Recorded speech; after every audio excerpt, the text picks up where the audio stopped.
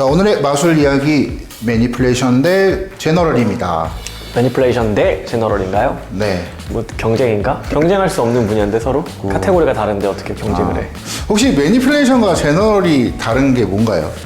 우선은 이게 저 어렸을 때 굉장히 논란이 많이 됐었던 분야가 이 제너럴이거든요. 이 제너럴에 대한 오해를 먼저 풀어드리고 시작을 할게요. 제너럴, 이 뜻 자체가 뭐죠? 일반적인이죠. 제너럴은 특별하게 어떠한 장르를 지칭하고 있지 않습니다, 사실은. 사람들이 가장 많이 오해하는 게 제너럴 이꼴 스토리가 있는 마술 공연이라고 생각한단 말이에요. 근데 사실 제너럴과 스토리는 사실 관련이 전혀 없죠. 스테이지 카테고리에 크게 두 개가 있어요. 매니플레이션, 제너럴. 근데 이 매니플레이션을 제외한 일반적인 모든 마술을 제너럴이라고 보시면 됩니다. 그리고 제너럴은 사실 피즘의 룰이죠. 다른 분야의 대회에서는 그런 게 없잖아요. 스테이지 마술 대회, 클로즈업 이렇게 있지, 뭐 제너럴 마술, 매니플레이션 이렇게 나뉘는 경우는 이제 피즘 아시안, 뭐 피즘 유럽 이런 거 제외하고는 많지 않거든요. 마술을 제너럴, 뭐 매니플레이션이라고 나누는 건 조금 이상한 것 같아요, 사실.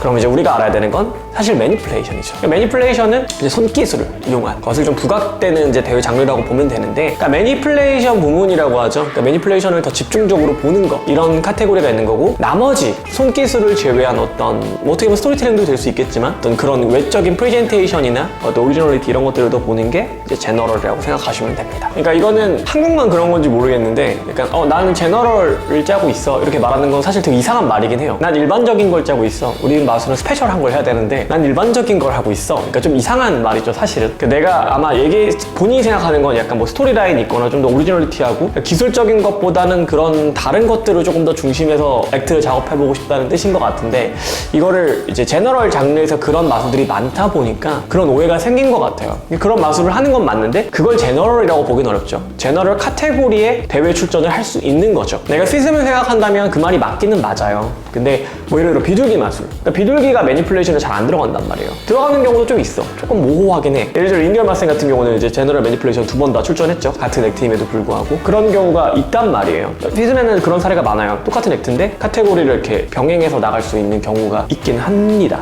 그래서 이 제너럴이라는 것에 대한 스토리라거나 뭔가 내가 생각하는 어떤 그런 컨셉 있는 액트? 컨셉 없는 건 매니플레이션이고 컨셉 있는 건 제너럴, 이렇게 생각하시면 안 돼요. 제너럴에 그런 게 좀 더 많을 뿐이에요. 매니플레이션은 아무래도 손기술에 조금 더 부각된 작품들이 많다 보니까 스토리라인을 강조하기 좀 어려운 거죠. 그러면 뭔가 둘 중에 더 우세적인 것과 있지는 않겠네요. 아니요.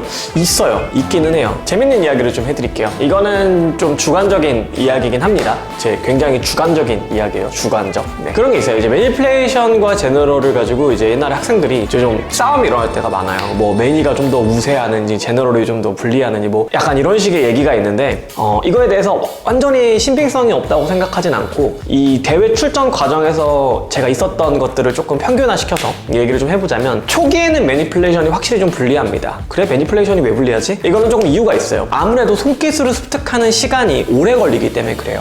그러니까 제너럴 같은 경우는 아무래도 손기술을 많이 부각하는 게 아니다 보니까 내가 어떤 표정이나 표현에 조금 더 집중할 수 있는 경우가 많아요. 아니면 뭐 컨셉이라던가. 근데 매니플레이션은 이제 기술 연습하기도 바쁘니까 처음에 표현까지 준비할 시간이 좀 부족한 거죠. 같은 대회 시간을 준비했을 때. 그래서 제가 처음 준비시켜 보면은 뭐 예를 들어 3개월 뒤에 대회를 나가야 된다, 6개월 뒤에 대회를 나가야 된다 했을 때 조금 더 제너럴이 유리한 경우가 있는 거죠. 아까 말씀드렸다시피 이거는 절대적인 수치는 아닙니다. 하지만 평균적으로 그럴 수밖에 없다는 거예요. 근데 내가 이럴 순 있죠. 원래 기술을 그동안 잘해왔어. 이러면 얘기가 다르죠. 같은 출발선상에 있을 때 제너럴이 조금 더 유리한 면이 있다는 거예요. 그러면 이제 조금 더 시간이 지나면 뭐가 더 유리해요? 반대로 매니플레이션이 훨씬 더 유리해집니다. 예를 들어 청소년 대회나 이제 비기너 대회, 이제 막 시작하는 대회에서 제너럴이 조금 유리했다 치면 조금 더 상급 대회에서는 대부분 기술을 어느 정도 가지고 와요. 어느 정도 표현이 비등비등하게 가져왔을 때 심사위원들이 봤을 때 누가 더 잘하느냐를 보기가 좀 어렵단 말이에요. 그랬을 때 매니플레이션적, 그러니까 손기술적인 부분을 잘하면 심사위원도 저 친구가 잘하는구나 라고 생각할 수밖에 없다는 거예요. 그래서 여기서 또 매니플레이션이 살짝 더 유리해지는 경향이 있습니다. 아무래도.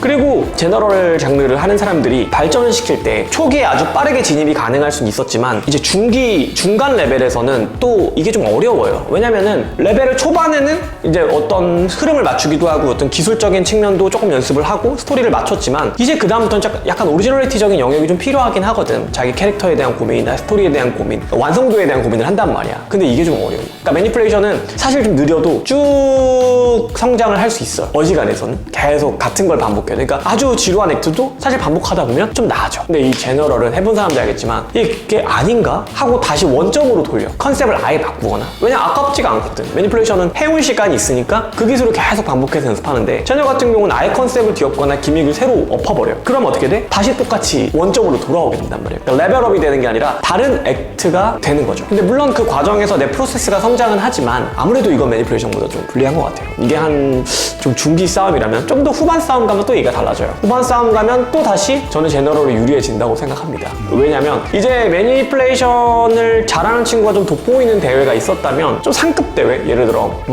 어느 정도 볼까 뭐 피스մ 아시아 정도 뭐 피스մ 유럽 정도에서 그 정도에서 매니플레이션 나오는 사람들은 사실 모든 참가자가 매니를 잘해요 제 생각에. 그러니까 더 예민하게 잘할 수는 있지만 사실 기본적으로는 잘한단 말이야. 그럼 이제 그게 무슨 말이냐면 오리지널티가 없는 상태에서 나와버리면 좀 지루한 면이 좀 있을 수밖에 없어요. 기술을 너무 잘해. 근데 그건 관객들 입장에선 당연한 거지. 당연히 기술 잘하겠지. 이미 다른 대회에서 많이 수상을 했고 여기는 국가 예선전인데 기술을 잘하는 건 뭐 너무나 보편적인 일이란 말이야. 이거야말로 제너럴이지. 근데 반대로 이제 제너럴 같은 경우는 무기를 들고 있을 수 있거든요. 이거 난생 처음 보는 컨셉 액트인데 뭐 타조가 나왔는데 뭐 이게 공중에서 지워졌는데 프로세스적 발견을 해서 사람들에게 신선함을 줄 수 있단 말이에요. 그리고 또 하나 이유가 이 매니플레이션 참가자들은 그동안 이미 이름이 알려져 있을 거란 말이야. 그래서 사람들이 약간 액트에 물려있는 경우가 많아요. 기하급수적으로 딱 발전하지 않는 상태라면 좀 어려워. 그래서 원래 쟤는 잘했어. 근데 이제 제너 같은 경우는 갑자기 어떤 애가 새로운 걸 빡 들고 와버리면 저거 너무 신선하다. 그 사람보다는 그 아이템 자체가 가지고 있는 매력이 너무 클 때가 많단 말이에요. 이때는 프로세스적 성장도 되게 크고 오리지널리티적 혹은 아이디어적인 측면도 많이 발달을 했을 수 있기 때문에 그리고 또 인맥도 많아져서 아이디어도 많이 받았을 거란 말이에요. 그래서 이때는 또 제너럴이 살짝 전 유리하다 생각합니다. 절대적이진 않습니다. 아까 말했지만 제가 생각하는 어떤 평균적인 것들이니까. 하지만 이제 완전 하이엔드에서는 사실 모두 다 갖추고 있는 사람들의 싸움이잖아요. 그러니까 카테고리가 나뉘는 거예요. 매니는 매니대로 붙는 거고 제너럴대로 붙는 거죠. 그랑프리전에서는 그때 달라요. 그때 다른데 뭐 최근 양상 같은 경우 보면 최근이 2018년이었나요? 2018년 같은 경우는 미겔 무르즈가 그랑프리 했었고 그 전에는 헥터 만차 그 전에는 유즈마스 했죠. 뭐 난 없었어. 여튼 몰라. 난 좋아. 여튼 지금은 좋아. 난 없었고 여튼 욕심을 내봤지만 안 됐고 안 됐어. 근데 보면은 그때쯤 되면 좀 예술적 경지인 것 같아요. 저는 단순히 기술도 아니고 단순히 이펙트가 아닌 것 같아요. 미겔 무르즈도 사실 이미 그 전에 2번 출전했었단 말이에요. 3번인가 2번인가 출전했었는데 그때도 좋은 작품이었어. 뭐 엄청나게 달라지진 않았는데 그만의 아우라, 그 무대 경험, 우리가 쉽게 말하는 무대짬 이런 것들, 무대에 대한 이해도 그리고 그냥 관객 컨디션과 여러 가지가 좌지우지 된단 말이야. 나는 좀 절대성은 없다고 생각해. 피즘은 어떻게 생각할지 모르겠는데 이 액트가 무조건 좋으니까 항상 피즘에서 1등 할 거야 이렇게 말하기가 좀 어렵다 생각해. 물론 다 좋은 액트니까 하는 말인데 그날 관객 컨디션, 며칠, 언제 이런 것도 사실 영향이 아예 없진 않거든요. 뭐 상을 못할 사람이 탄다 이러진 않을 건데 충분히 그날 더 관객에게 어필되는 건 좀 다른 것 같아요. 그 사람의 컨디션, 관객 컨디션, 분위기 그리고 그날 다른 참가자들의 액트들도 영향이 있다고 생각을 하거든요. 비슷비슷한 걸 너무 많이 봤어. 그러면 또 안 된단 말이에요. 이거 좀 비하인드인데